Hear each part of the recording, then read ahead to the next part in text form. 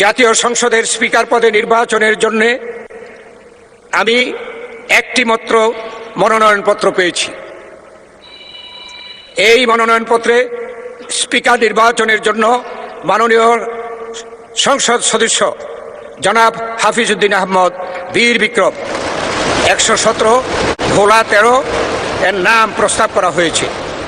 Speaker পদে নির্বাচনের জন্য মাত্র একটি মনোনয়ন পাওয়া গেছে।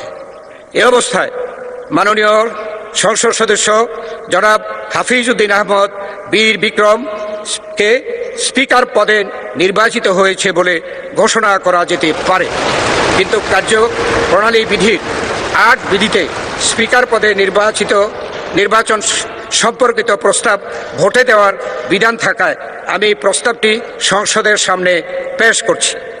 সংসদের সামনে প্রশ্ন হচ্ছে, নির্বাচনী এলাকা 117 ভোলা 3 থেকে নির্বাচিত মাননীয় সংসদ সদস্য জনাব হাফিজউদ্দিন আহমদ বীর বিক্রমকে বাংলাদেশ জাতীয় সংসদের স্পিকার পদে নির্বাচিত করা হোক। যারা এই প্রস্তাবের পক্ষে আছেন তারা হা বলুন।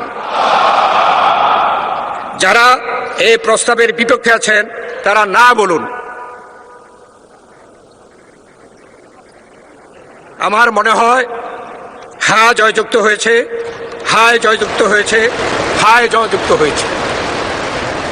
অতএব মাননীয় সংসদ সদস্য জনাব হাফিজউদ্দিন আহমদ বীর বিক্রম সর্বসম্মতিক্রমে ও বিনা প্রতিদ্বন্দ্বিতায় বাংলাদেশ জাতীয় সংসদের স্পিকার নির্বাচিত হলেন।